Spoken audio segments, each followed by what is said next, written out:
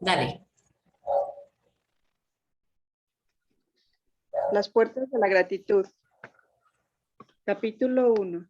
El camino a la redención. Todos desean un mundo mejor. Todos esperan ya la Geula, la redención completa.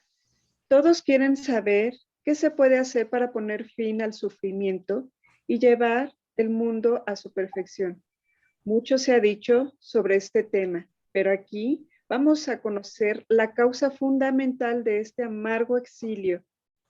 Rectificándola, podemos anticipar la inminente llegada del Mesías. El libro de la vida, para saber cuál es esa importante causa y lo que hay que rectificar, tenemos que reflexionar sobre lo que dice la Torá acerca de la primera redención, el éxodo de Egipto. A partir de ese hecho prodigioso, podemos aprender lo que traerá la redención final que anhelamos cada día. La Torá no es un libro de historia ni un libro de cuentos. Es un manual de instrucciones para nuevas vidas. Cada uno de los escritos de la Torá está allí para enseñarlos lo que el Creador quiere de nosotros. Así, la raíz hebrea de la palabra Torá significa instrucción o guía. La Torá instruye a los que la estudian y les muestra el camino que deben tomar. Es por eso que queremos entender lo que la Torá relata sobre el éxodo de Egipto, la estancia del pueblo de Israel en el desierto y su eventual entrada en la tierra prometida. La tierra de Israel, si sacamos las conclusiones adecuadas, vamos a entender dónde están las trampas y lo que tenemos que corregir en nuestra lucha por la redención final. Lloriqueo y quejas. Desde el mismo principio del proceso de la redención, cuando Moisés vino a liberar a Israel de la esclavitud egipcia y durante los 40 años que estuvieron en el desierto hasta la entrada en la tierra de Israel, los israelitas se quejaron. Desde el comportamiento resultó el mandamiento positivo de recordar cada día cuánto enfurecemos al Creador con nuestras quejas desde el principio de la redención de Egipto. Recuerda, no te olvides lo que enojaste a Hashem, tu Dios, en el desierto, desde el día en que has salido de la tierra de Egipto hasta que ustedes llegaron a este lugar. El rasgo negativo de quejarse, lamentarse y lloriquear fue la causa principal de la ira divina. Cualquiera que reflexiona cuidadosamente sobre las partes de la Torá que trata la redención de Egipto, observa que una y otra vez la Torá describe las quejas y lloriqueos del pueblo de Israel en todas las situaciones y pruebas que soportaron. El primer ejemplo, desde los albores de la redención, Moisés pidió al faraón que dejara al pueblo de Israel salir de Egipto. El faraón se negó y en lugar de escucharle, intensificó sus decretos inmediatamente. Los hijos de Israel se quejaron a Moisés y a Aarón y les culparon de empeorar las cosas, diciendo con tono acusador que vea a Hashem y juzgue lo que nos han hecho abominables a los ojos del faraón y a los ojos de sus siervos, poniendo una espada en sus manos para matarnos. No solo no agradecieron a Moisés por sus esfuerzos para redimirlos y por arriesgar su vida enfrentando al faraón en su nombre. Ellos los culparon de haber intensificado su esclavitud. Si ellos hubieran tenido alguna medida de gratitud, hubieran apreciado los esfuerzos de Moisés y entendido que era natural que el faraón no quisiera liberar a los esclavos que trabajaban también gratis. Después de todo, era altamente improbable que el faraón se hubiera simplemente rendido y dijera a Moisés, bien, se pueden ir. La airada reacción del faraón era una parte necesaria necesaria del proceso de redención. Esa falta de apreciación fue en sí misma la razón para la intensificación del exilio. Si el pueblo de Israel hubiera superado su ingratitud desde el principio y agradecido a Moisés, en vez de quejarse, hubiera sido redimido inmediatamente. El siguiente ejemplo, después de una serie de impresionantes plagas milagrosas, el pueblo de Israel salió de Egipto por la poderosa mano divina. Cuando el faraón les persiguió, se quejaron. ¿Acaso no hay tumbas en Egipto que nos lleve a morir en el desierto? ¿Qué nos has hecho al sacarnos de Egipto? Esto es justo lo que dijimos en Egipto. Déjanos que sirvamos a Egipto, pues es preferible para nosotros servir a Egipto que morir en el desierto. Podemos entender que la situación era peligrosa y aterradora. El mar estaba frente a ellos y los egipcios detrás, pero ciertamente todo estaba orquestado por el Creador, quien estaba plenamente consciente del nivel de dificultad de esta prueba de fe. En su divina sabiduría, quería que los hijos de Israel fueran probados y ellos tenían todo el potencial para superar esta prueba con éxito. La diferencia entre pasar la prueba exitosamente y fallar dependía solamente del nivel de gratitud del pueblo. Reconocieron y apreciaron completamente los milagros de Dios. Hasta entonces, ¿o los negaron? La gratitud no depende de un elevado nivel espiritual, sino de algo muy básico. Un ser humano decente reconoce y no se olvida de todas las bondades que su creador le hizo y le hace cada día, y mucho menos milagros absolutos. Una persona nunca debe de olvidar una bondad o un favor que alguien le hizo. El pueblo de Israel debería de haber recordado la multitud de milagros y maravillas que Hashem realizó.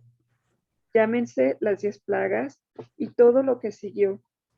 Ellos deberían de haber reconocido y apreciado cuán incansablemente Moisés trabajó y se esforzó en su beneficio durante el éxodo de Egipto y la redención subsiguiente.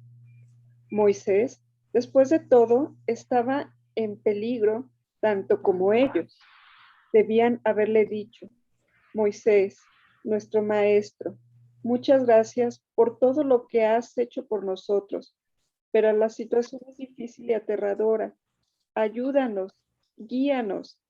En vez de eso, se quejaron, demostrando que carecían de la más elemental decencia que debe tener una persona.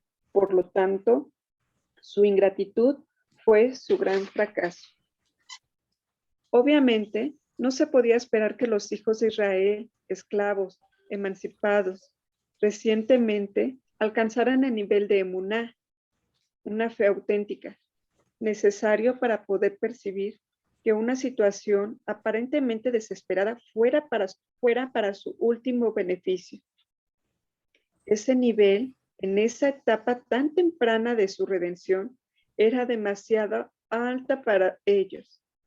Bajo la esclavitud de los idólatras egipcios, ellos se habían hundido en un nivel de impureza espiritual, donde la luz divina estaba profundamente oculta. Sin embargo, ellos podrían haber expresado algún tipo de gratitud, de apreciación y agradecimiento a Hashem, tanto como a Moisés. Por lo menos, pudieron haberse abstenido de quejarse y negar el bien que Hashem y su siervo Moisés les había hecho.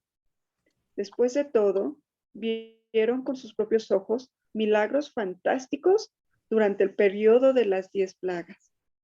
Si el pueblo de Israel hubiera sido agradecido, hubiera inmediatamente sido testigo de milagros aún mayores. En vez de eso, los hijos de Israel dijeron: es preferible para nosotros servir a Egipto. Los seres humanos tienden a dejarse engañar por la falsedad que les rodea. Como tales, los hijos de Israel se habían resignado a una vida de esclavitud. Si ellos hubieran percibido la esencia de la verdad, hubiera preferido morir 1000 veces de continuar viviendo en la atmósfera cruel y aplastante de la servidumbre de Egipto. Aún más, si ellos hubieran desarrollado el rasgo de la gratitud, hubiesen entendido que es preferible morir 1000 muertes y no negar la bondad de Moisés. Si los israelitas hubieran ponderado la verdad objetivamente, se hubieran dado cuenta que Moisés hizo muchísimo por ellos. Su situación no era su culpa. Por lo contrario, se trataba de una prueba para ellos, una prueba para ver si podían apreciar las bondades o ignorarlas. La siguiente manifestación de ingratitud se produjo después de la partición del Mar Rojo. El pueblo había estado unos días sin agua, hasta que llegaron a un lugar llamado Mará, pero el agua allí era amarga. Y el pueblo se quejó a Moisés: ¿qué vamos a beber? Debieron de haber dicho: muchas gracias por todos tus esfuerzos en nuestro nombre hasta ahora. Por favor, ora por nosotros y así tendremos agua. ¿Por qué se quejaron? Debido a que no tenían ningún deseo de redención. Ellos no querían elevarse de su estado de oscuridad y ocultamiento espiritual a una vida de emuná, de fe pura y auténtica.